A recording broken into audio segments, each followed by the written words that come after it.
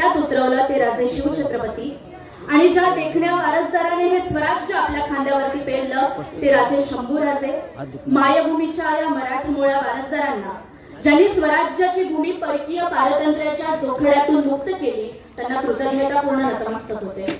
या महाडच्या पवित्र क्रांतीभूमीतून ज्यांनी समतेचा एल्लागार दिला ते भारतीय घटनेचे शिल्पकार डॉक्टर बाबासाहेब आंबेडकर यांना विनम्र अभिवादन करते. ज्यांचं जीवन म्हणजे हिंदुस्थानावरील जिवंत भाष्य आहे, ज्यांचं वर्णन करताना महाराष्ट्रातील मराठी माणूस थकत नाही, ते वंदनीय शिवसेना प्रमुख बाळासाहेब ठाकरे यांच्या पवित्र स्मृतीस अभिवादन करते.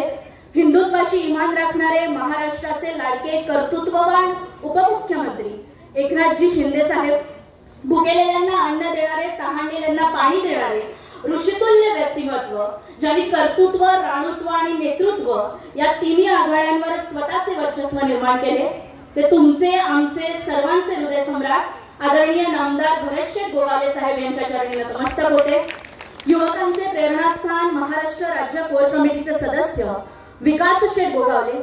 एका यशस्वी पुरुषामागे एका यशस्वी स्त्री जात असतो. नामदार भरतशेठ गोगावलेंच्या विशाल कर्तृत्वाची सावली मायमाऊली सुषमाकाकी गोगावले, तसेच आज ज्यांच्या प्रचारार्थ या सभेचे आयोजन केले आहे ते जिल्हा परिषदेचे उमेदवार निलेश ताठरे काका आणि पंचायत समितीच्या उमेदवार शकुंतला माने आणि व्यासपीठावरील उपस्थित सर्व मान्यवर आणि जमलेल्या माझ्या माता भगिनींनो, स्थानिक स्वराज्य संस्थांच्या निवडणुका या ठिकाणी होऊ घातलेल्या आहेत.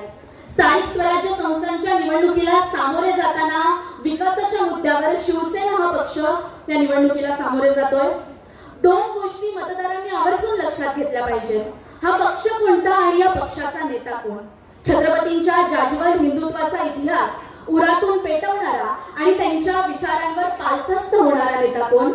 गोरगरीब जनतेच्या समस्येसाठी अहोरात्र झटणारा उद्गाता कोण. सर्वसामान्य माणसांच्या हाकेला धावून येणारा दाता कोण. हॉस्पिटलच्या बेडवरील रुग्णाला त्याच्या जीवनाची नवसंजीवनी देणारा प्रणिता कोण. सर्वसामान्यांच्या काळजाला जो भिडतो थेट, उत्तर आहे फक्त भरतशेठ. महाराष्ट्रात भक्तीची पहिली पायरी पंढरपूर येथे आहे, ती संत चोखोबांची पायरी आहे. दुसरी पायरी संत नामदेवांची आहे, ती निष्ठेची पायरी आहे.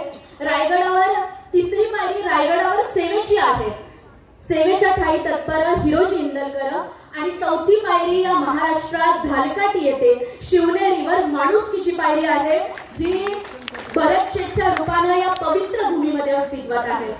छत्रपतींनी ज्या भूमीमध्ये निष्ठा, प्रेम, स्नेह आणि विश्वासाच्या बळावर हे स्वराज्य निर्माण केलं ना, भरतशेठचा आपल्यावर जो विश्वास आहे ना, या निवडक मावळ्यांच्या पराक्रमाचा, तुमच्या विश्वासाचा, तुमच्या नीतिमत्तेचा हाच विश्वास भरतशेठना देण्यासाठी आपण पात्र झालो पाहिजे.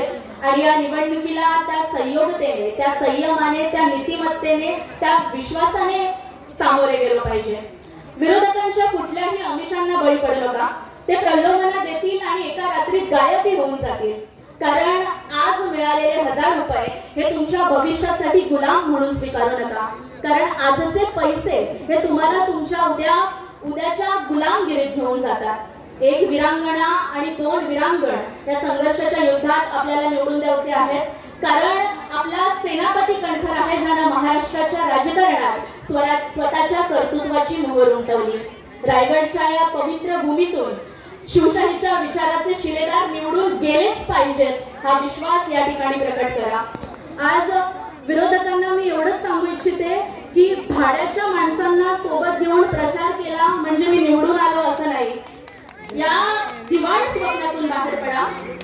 तुम्ही आमदारकीची स्वप्न बघू नका. कारण तुम्ही आधी जिल्हा परिषदेला निवडून या, मग आमदारकीची स्वप्न बघा. जोपर्यंत भरतशेठ गोगावले इथल्या शिवसैनिकांच्या मनात आहेत, हृदयात आहेत, तोपर्यंत रायगड मधला एकही माणूस त्यांना पराभूत करू शकणार नाही. कारण ही शिवरायांची भूमी आहे. भरतशेठ हा फक्त माणूस नाही तर सार्वजनिक भूमिका जपणारा माणूस आहे, माणसातलं नातं जपणारा माणूस आहे. आज एखादी गोष्ट एखाद्या माणसाला पक्षाकडून कमी पडली, एखाद्या निवडणुकीचं तिकीट मिळालं नाही म्हणून स्वतःच्या पक्षाच्या विचारांना, स्वतःच्या नेत्याच्या विश्वासाला तिलामिरी देऊन दुसऱ्या पक्षात जाणारे अनेक गिधाड आपण पाहतो. अनेक नतदृष्ट लोक आपण पाहतो, पण अशी माणसं स्वतःच्या विचारांना बगल देऊन स्वतःच्या स्वार्थासाठी, स्वतःच्या कार्यकर्तृत्वासाठी आपलं उज्ज्वल आयुष्य घडेल या विचाराने आपल्या पक्षाला, आपल्या नेत्याला इमान देऊन, इमान गहाण टाकणारी माणसं जर तुमच्या समोर मत मागायला येत असतील, हा पक्ष शिवसैनिकांच्या निष्ठेच्या बळावर उभा आहे. ही निष्ठा आपण या निवडणुकीमधून आमदार साहेबांना दाखवून द्यायची आहे. छत्रपतींना सारं ऐश्वर्य, सारी सत्ता एका क्षणात मिळाली असती, पण नीतिमत्तेने, विश्वासाने जनतेच्या प्राणावर जगलेली माणसं या भूमीमध्ये जन्माला आली. एक निवडणुकीचं तिकीट मिळालं नाही म्हणून स्वतःच्या पक्षाला, स्वतःच्या विचारांना, स्वतःच्या नेत्याच्या विश्वासाला तडा देऊन जाणारी कृतज्ञ माणसं जर तुमच्या समोर मत मागायला येत असतील, तर एक निष्ठावान, एक कट्टर शिवसैनिक म्हणून आपली भूमिका काय? आपली भूमिका एकच, मी बाळासाहेबांचा शिवसैनिक आहे, मी भरत शेठच्या विचारांचा पाईक आहे, मी माझी निष्ठा गहाण ठेवणार नाही, येणाऱ्या पिढीवर अन्याय होऊ देणार नाही. हा विश्वास आपल्याला भरत शेठना देऊन द्यायचा आहे. तुम्ही भरत शेठ या 5 अक्षरांवर प्रेम करा, शिवसेना या 4 अक्षरांवर प्रेम करा. येणारं भविष्य हे उज्ज्वल होईल, हा विश्वास मी या ठिकाणी देते आणि आपली रजा घेते. धन्यवाद. जय हिंद, जय महाराष्ट्र.